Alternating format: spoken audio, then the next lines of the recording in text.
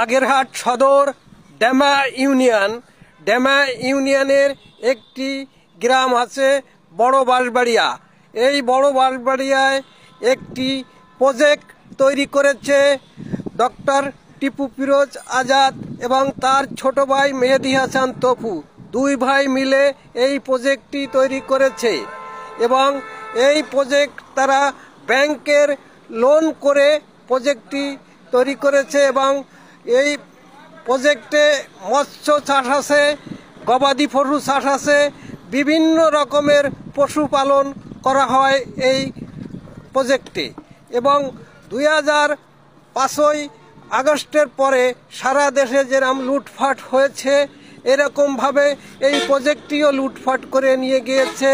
এই প্রজেক্টটির যে গবাদি পশু ছিল, গরু, ছাগল, মহিষ এবং মাছ এবং বিভিন্ন রকম ফলাদি ছিল এবং তাদের সব কিছু লুটপাট করে একটি কুচক্রী মহলে নিয়ে গিয়েছে দুর্বৃত্তকারীরা এবং এই ডাকাতরা সব কিছু লুটপাট করে নিয়ে গিয়েছে।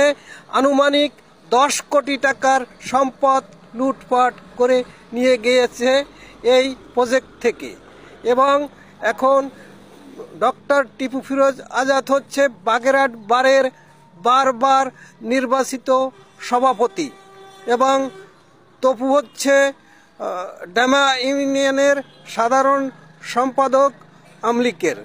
এবং তারা এখন প্রাণের ভয়তে আত্মগোপনে আছে এবং তাদের সব কিছু লুটপাট করে দুর্বৃত্তকারীরা নিয়ে গিয়েছে।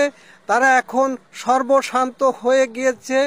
এই প্রজেক্টে কলি অনেক টাকা আছে ব্যাংকের লোন করা এবং তারা এলাকার অসহায় মানুষকে সহযোগিতা করত, গরিব দুঃখী মানুষকে সাহায্য করত এবং সেই গরিব দুঃখী মানুষরাও এই মুহূর্তে এই সাহায্য থেকে বঞ্চিত হচ্ছে। এবং এই বাগেরহাট থানায় একটি মামলা হয়েছে এবং এই দুর্বৃত্তকারীদেরকে দুরাত আইন শৃঙ্খলা বাহিনী যেন আইনের আয়ত্তায় আনে এবং তাদেরকে যেন দৃষ্টান্তমূলক শাস্তি দেয়।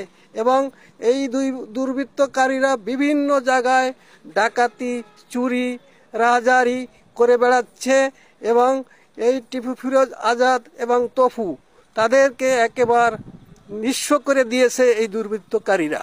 এবং এই আমরা সাধারণভাবে এটা জানতে পেরেছি।